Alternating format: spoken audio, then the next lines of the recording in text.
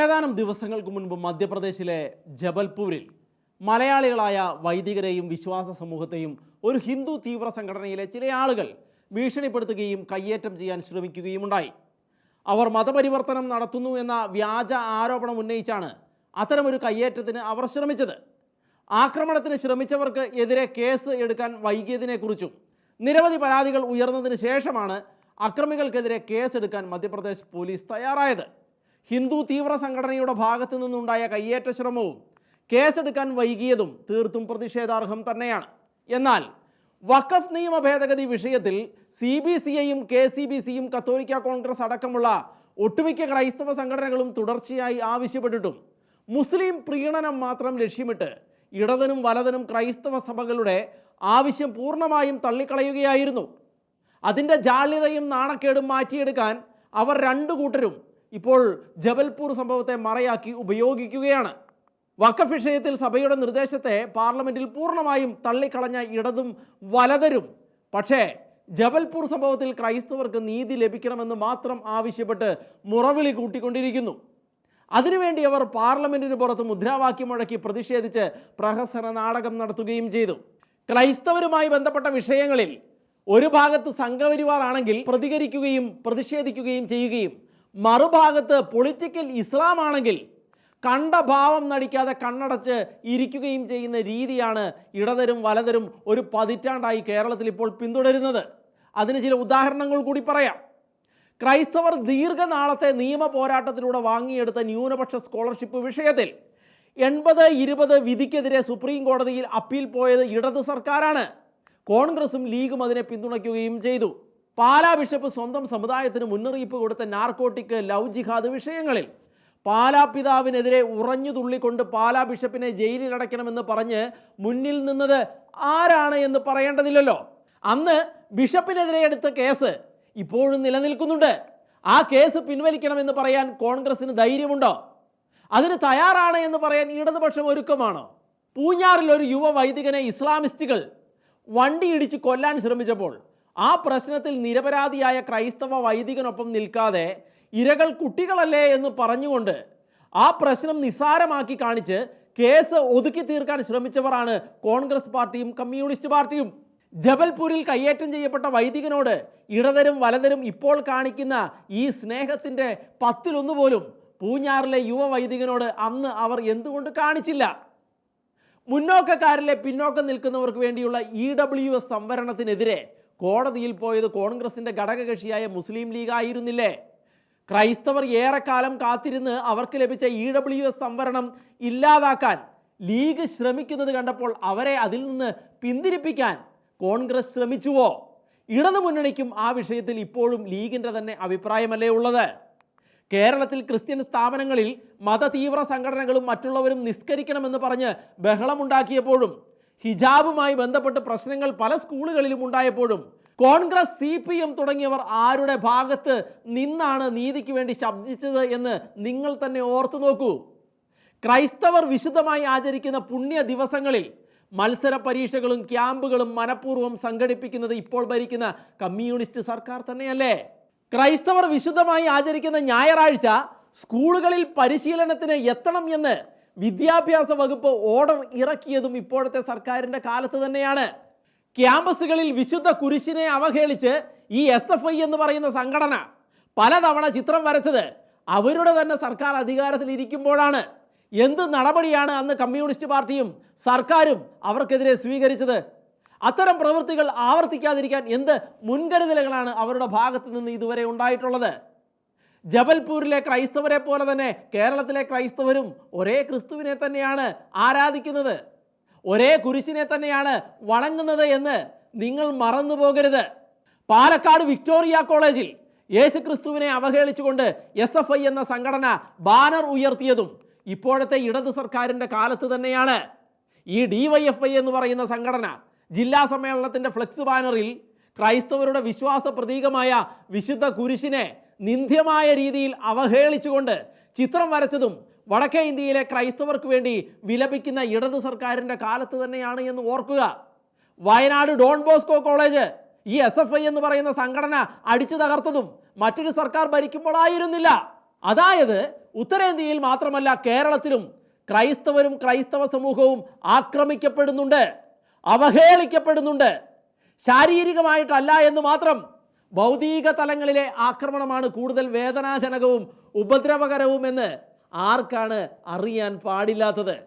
ഇന്ത്യയിൽ മറ്റെങ്ങും ഇല്ലാത്ത തരത്തിൽ ക്രൈസ്തവ വിശ്വാസങ്ങളെയും സന്യസ്തരെയും വൈദികരെയും അവഹേളിക്കുന്ന സിനിമകളും നാടകങ്ങളും പുറത്തു വരുന്നത് നമ്മുടെ കേരളത്തിലാണ്. ആവിഷ്കാര സ്വാതന്ത്ര്യത്തിന്റെ പേര് പറഞ്ഞ് അത്തരം നാടകങ്ങളെയും സിനിമകളെയും പ്രോത്സാഹിപ്പിക്കുകയാണ് ഇപ്പോഴും ഇവിടുത്തെ ഇടതരും വലതരും ഒരുപോലെ ചെയ്യുന്നത്. ക്രൈസ്തവ സന്യസ്തരെ അവഹേളിക്കുന്ന കക്കുകളി നാടകം ഭരണകക്ഷിയുടെ പിന്തുണയുള്ള നാടക ഗ്രൂപ്പ് കേരളത്തിന്റെ വിവിധ സ്ഥലങ്ങളിൽ പ്രദർശിപ്പിച്ചത് ഭരണകൂടത്തിന്റെ അനുവാദത്തോടെ തന്നെ ആയിരുന്നുവല്ലോ. ആ നാടകത്തിന്റെ പ്രദർശനത്തിനെതിരെ വിശ്വാസികൾ രംഗത്തിറങ്ങിയപ്പോൾ എത്രമാത്രം പിന്തുണ കോൺഗ്രസ് പാർട്ടി അവർക്ക് നൽകിയിരുന്നു എന്ന് ക്രൈസ്തവർക്ക് വളരെ വ്യക്തമായിട്ടറിയാം. നിങ്ങൾ കോൺഗ്രസ്സുകാർ തന്നെ ഒന്ന് ആലോചിച്ച് നോക്ക്. ന്യൂനപക്ഷങ്ങളിൽ ന്യൂനപക്ഷമായ ക്രൈസ്തവരുടെ അവകാശങ്ങൾക്കും ആനുകൂല്യങ്ങൾക്കും വേണ്ടി നിയോഗിച്ച JV കോശി കമ്മീഷൻ പഠനം പൂർത്തിയാക്കി സമർപ്പിച്ച റിപ്പോർട്ട് നടപ്പിൽ വരുത്തുന്നതിനായി എല്ലാ സഭകളുടെയും ഭാഗത്തു നിന്ന് സമ്മർദ്ദമുണ്ടായിട്ടും ഇന്ന് വരെ അത് നടപ്പിലാക്കാൻ ഇടതു സർക്കാർ ആത്മാർത്ഥമായി ഒരു നടപടിയെങ്കിലും എടുത്തിട്ടുണ്ടോ? ലോകം മുഴുവൻ ക്രൈസ്തവർ ഇസ്ലാമിസ്റ്റുകളിൽ നിന്നും മത തീവ്ര സംഘടനകളിൽ നിന്നും കൊടിയ പീഡനം നേരിടുന്ന ഈ കാലഘട്ടത്തിൽ അവർ വധിക്കുന്ന നൈജീരിയയിലേതടക്കമുള്ള ക്രിസ്ത്യാനികളെ കുറിച്ച് ഇന്ന് വരെ കോൺഗ്രസ് പാർട്ടിയോ കമ്മ്യൂണിസ്റ്റ് പാർട്ടിയോ സംസാരിച്ചിട്ടുണ്ടോ? ആ വിഷയത്തിൽ എന്തെങ്കിലും ഒരു പ്രതിഷേധ പ്രകടനമോ പ്രതികരണങ്ങളോ ആ പാർട്ടിയുടെ ഭാഗത്തു നിന്നുണ്ടായിട്ടുണ്ടോ?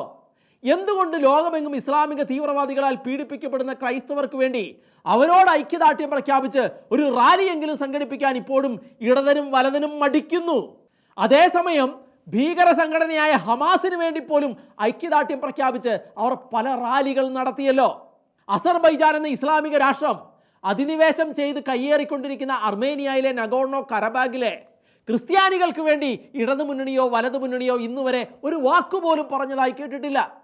അതേസമയം പലസ്തീൻ എന്നും പറഞ്ഞുകൊണ്ട് ഹമാസ് തീവ്രവാദികൾക്ക് വേണ്ടി ഇടതരും വലതരും ദിനംപ്രതി ഘോരഘോരം പ്രസംഗിച്ച് വിലപിക്കുന്നുണ്ടല്ലോ. ക്രൈസ്തവർക്കെതിരെ ഇസ്ലാമിക തീവ്ര സംഘടനകൾ നടത്തുന്ന കൂട്ടക്കുരുതികൾക്കെതിരെ പ്രതിഷേധിച്ചാൽ അത്തരം പ്രതിഷേധങ്ങളും റാലികളും ഒരുപക്ഷെ പൊളിറ്റിക്കൽ ഇസ്ലാമിന് ഇഷ്ടപ്പെട്ടില്ലെങ്കിലോ എന്നല്ലേ ഇടത് വലത് മുന്നണികളെ ഭയപ്പെടുത്തുന്നത്? അപ്പോൾ ശരിക്കും ഈ മുന്നണികളെ നിയന്ത്രിക്കുന്നത് ആരാണ്? ഓർക്കുക, പാകിസ്ഥാനിലെ ന്യൂനപക്ഷമായ ക്രൈസ്തവരെ ഇസ്ലാമിക തീവ്രവാദികൾ ദിനം പ്രതി കൊല്ലുകയും ദേവാലയങ്ങൾ ആക്രമിച്ച് തീ വയ്ക്കുകയും ചെയ്തിട്ടും പലസ്തീനിലെ ഹമാസ് എന്ന ഭീകര സംഘടനയ്ക്ക് വേണ്ടി നിരന്തരം ശബ്ദിക്കുന്ന കമ്മ്യൂണിസ്റ്റുകളും കോൺഗ്രസും ഇന്നുവരെ പാകിസ്ഥാനിലെ ആ കിരാത പ്രവൃത്തികൾക്കെതിരെ ഒന്ന് അപലപിക്കുക പോലും ചെയ്തിട്ടില്ല. പലസ്തീനിലെ ജനതയുടെ ജീവൻ പോലെ തന്നെ പാകിസ്ഥാനിലെ ക്രൈസ്തവരുടെ ജീവനും വിലയില്ലേ കോൺഗ്രസ്സുകാരെ, കമ്മ്യൂണിസ്റ്റുകാരെ? ക്രൈസ്തവരെ സംബന്ധിച്ച് ജീവനേക്കാൾ വലുത് അവർക്ക് ക്രൈസ്തവ വിശ്വാസമാണ്. ആ വിശ്വാസത്തിന് വേണ്ടിയാണ് ഉത്തരേന്ത്യയിലും പല ഇസ്ലാമിക രാജ്യങ്ങളിലും അവർ പീഡിപ്പിക്കപ്പെടുന്നതും അപമാനിക്കപ്പെടുന്നതും.